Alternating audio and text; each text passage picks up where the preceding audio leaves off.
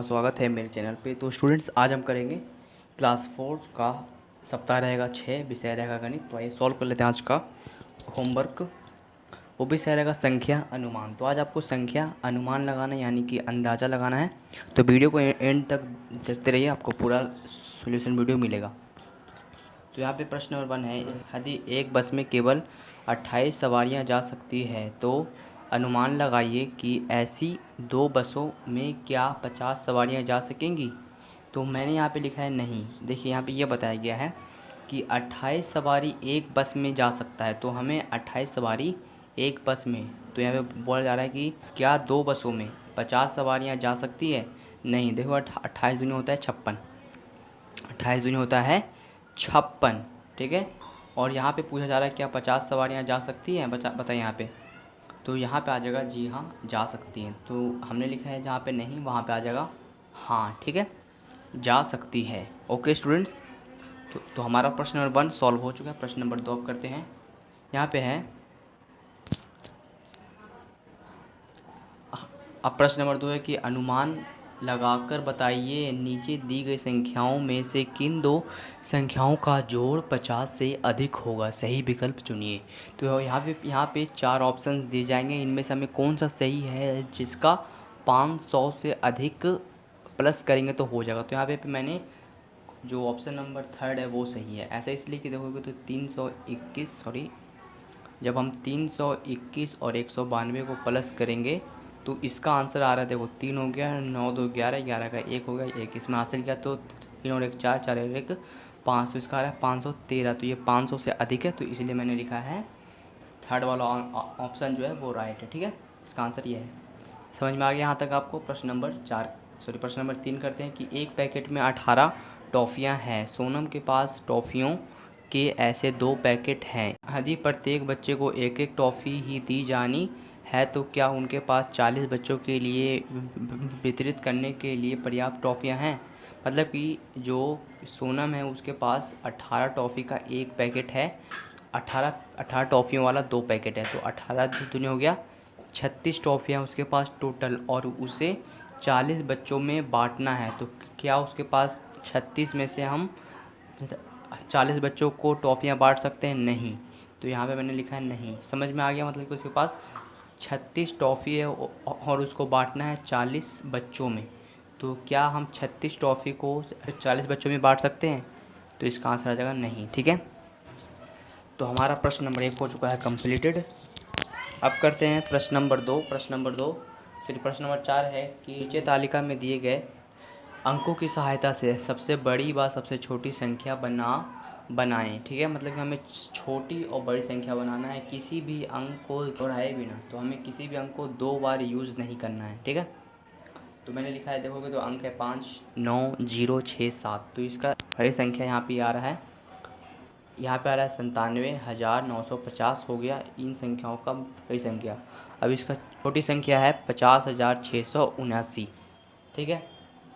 अब यहाँ पे एक संख्या है 8372, इसका सबसे बड़ी संख्या है 8,732 और इसका छोटी संख्या है 2,378, और एक संख्या है 091, इसका सबसे बड़ी संख्या है 910 और इसका है 109, ठीक है। 109 हो गया सबसे छोटी।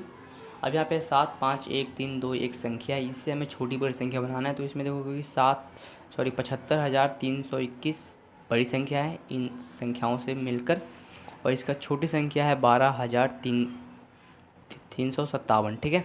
इस प्रकार से आपको भी लिखना है इसका आंसर। अब यहाँ पे प्रश्न नंबर 5 है, लिखें 5 लिखें,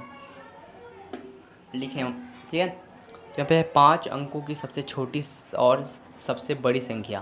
तो यहाँ पे सबसे छोटी संख्या है 5 अंकों का 10,000 और सबसे बड़ी संख्या है 99,999, ठीक है।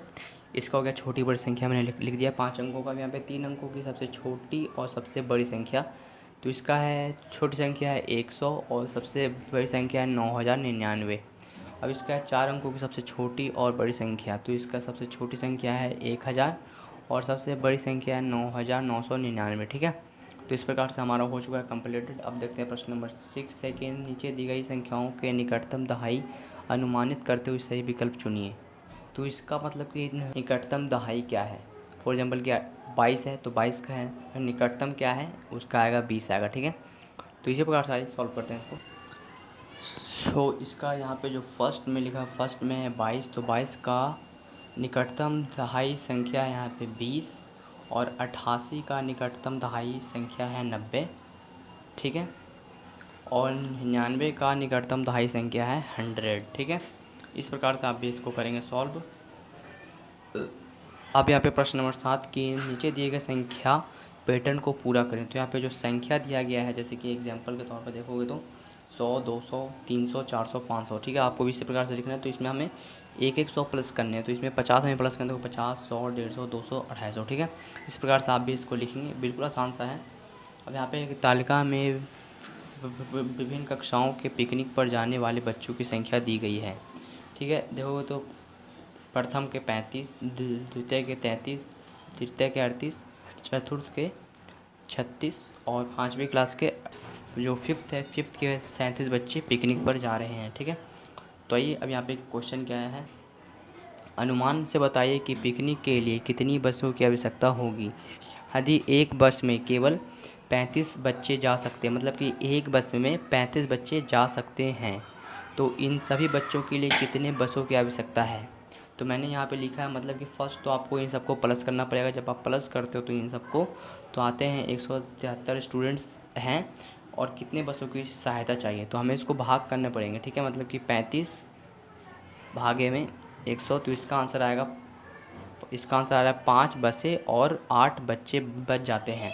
ठीक है, तो इसलिए मैंने लिखा है 5 बसें 8 बच्चे बचेंगे। ठीक है, मतलब कि इन सभी के लिए 5 बसें चाहिए और 8 बच्चे यहाँ पे बच जाते हैं, मतलब कि 8 बच्चे पिकनिक पर जा नहीं सकते। ठीक है, तो यहाँ पे 5 बसें लिखेंगे आप। यहाँ पे खाली स्थान भरें, तो यहाँ पे है कि हम कितने इसमें प्लस करेंगे कि हमारा संख्या उतना ही आएगा। तो हम जब भी किसी संख्या में हम प्लस करते हैं 0, तो उसका संख्या वही आएगा। हम कितने से गुना करें कि इसका संख्या हमें 0 आ जाए, मतलब कि अगर हम किसी भी संख्या को 0 से गुना करते हैं तो उसका हमारा आंसर 0 ही आता है। ठीक है, अब यहाँ पे है कि इसमें से हम कितना माइनस करें कि हमारा उतना ही आंसर आ जाए, मतलब कि फॉर एग्जाम्पल कि हम अगर एक में से एक को माइनस करेंगे तो आंसर कितना आएगा 0। तो उसी प्रकार से हमें 6753 में से इतने ही को घटाएंगे तो इसका आंसर आएगा 0। ठीक है, अब यहाँ पे है कि भाग करना है, मतलब कि 7/7 करेंगे तो कितना है 7 एकम 7, तो इसका आंसर आ गया कितना, इसका आंसर आ गया 1। ठीक है, समझ में आ गया।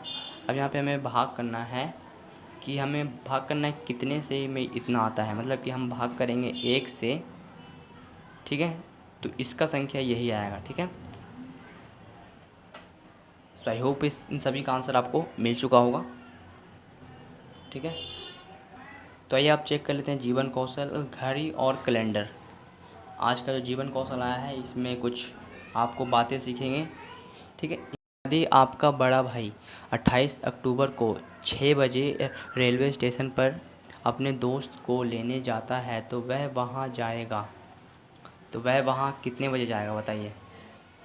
16 बजे, मतलब कि जो स्टेशन का जो टाइम होता है वह 12 बजे के बाद होता है 13, फिर होते हैं 14, फिर होते हैं 15, उसके बाद होते हैं 16। तो यहाँ पे बताया गया कि वो जाएंगे रेलवे स्टेशन 16 बजे, तो उस टाइम पे उसका टाइम क्या होगा, तो उसका होगा 4 बजे का। ठीक है, इधर पे जो लिखा हुआ है 16 बजे, तो इसका आंसर आएगा 4 PM। ठीक है, 28 अक्टूबर 4 PM, मतलब कि शाम को 4 बजे, शाम को 4 बजे वह रेलवे स्टेशन पर जाएगा। ठीक है, अब यहाँ पे बताएं 11:59 के PM के बाद क्या समय होगा, तो इसका आंसर आएगा दोनों, यानी कि फर्स्ट और सेकंड का आंसर सही है, मतलब कि वहाँ पे 00 घंटे बताएंगे या फिर वह मध्य रात्रि होगा, मतलब कि वह बीच का रात का समय होगा। ठीक है, ओके, समझ में आ गया यहाँ तक। तो इसका आंसर आ जाएगा 4th वाला, इसका आंसर राइट वाला है। तो अब यहाँ पे प्रश्न नंबर 3 है, गणतंत्र दिवस के 10 दिनों के बाद सीमा का जन्मदिन आता है, उसके जन्मदिन की तारीख क्या है। उसके जन्मदिन का पता लगाने के लिए फरवरी 2021 का कैलेंडर बनाएं। जनवरी 2021 का कैलेंडर नीचे दिया गया है। मतलब देखिए यहाँ पे बताया गया कि सीमा का जन्मदिन गणतंत्र दिवस के 10 दिन बाद आता है। तो वह कितने तारीख को उसका जन्मदिन आएगा। तो देखो तो यहाँ पे है ये जनवरी का है, तो हमें फरवरी का बनाना है, उसका आंसर तभी आएगा। देखोगे तो 26 जनवरी को होता है गणतंत्र दिवस, 10 दिन बाद 1 2 3 4 5 6 7 8 9 10, यानी कि उसका 5 फरवरी को उसका जन्मदिन होगा। कितने? 5 फरवरी को उसका जन्मदिन है। ठीक है, इसी प्रकार से आपको भी लिखने इसका आंसर। अब यहाँ पे है निम्नलिखित में सत्य कथन के लिए सही व सत्य कथन के लिए गलत अंकित कीजिए। एक लीप वर्ष में फरवरी के महीने में 29 दिन होते हैं, सही। मतलब कि जो लीप वर्ष होता है तो उसमें 29 दिन ही होते हैं। ठीक है, अब यहाँ पे मई के महीने में आंसर होगा, मई के महीने में 30 दिन नहीं होते। वर्ष 2024 का लीप वर्ष होगा? हाँ होगा। ठीक है, अगस्त वर्ष का 7वां महीना है, महीना जुलाई है ना कि अगस्त है। तो ठीक है, तो इस पे लिखेंगे हम गलत। तो यहाँ पे है उन महीनों के नाम लिखें जिनमें 31 दिन होते हैं। तो उन महीनों के नाम है जिनमें 31 दिन होते हैं, तो उनके नाम कुछ इस प्रकार से हैं: जनवरी, मार्च, मई, जुलाई, अगस्त, अक्टूबर और दिसंबर। ठीक है, इस प्रकार से भी आप भी लिखिएगा। अब यहाँ पे संस्कारशाला में है कि कड़ी मेहनत आपका हथियार है तो सफलता आपकी गुलाम हो जाएगी। सही बात है। खाद्य पदार्थ है, लाल रंग का खाद्य पदार्थ खाएं। उदाहरण के लिए सेब, तरबूज, गाजर, टमाटर, चुकंदर, लाल दाल आदि। परिवार के साथ समय है, खेल, कैरम, लूडो। अपने परिवार के साथ, दोस्तों के साथ खेलें। गतिविधि, अपने आसपास की वृत्ताकार चीज़ों के नाम की लिस्ट बनाएं। वृत्ताकार यानी कि गोल आकृति का होगा। ठीक है, उन सभी की आपको लिस्ट बना लेने हैं। अब यहाँ पे दैनिक दिनचर्या में निम्नलिखित आदतों को अपनी दिनचर्या में शामिल करें। अपने माता पिता का अभिवादन करके अपने दिन की शुरुआत करें। अपने दांतों को दिन में 2 बार ब्रश करें। प्रतिदिन स्नान करें। खूब पानी पिएं और संतुलित आहार लें। अपने चेहरे को छूने से बचें और बार बार अपने हाथ को धोएं। अपना गृह कार्य समय पर पूरा करें। ठीक है स्टूडेंट्स, तो आई होप आज का आंसर आपको मिल चुका होगा। मिलते हैं किसी और वीडियो में, तब तक के लिए गुड बाय, जय हिंद।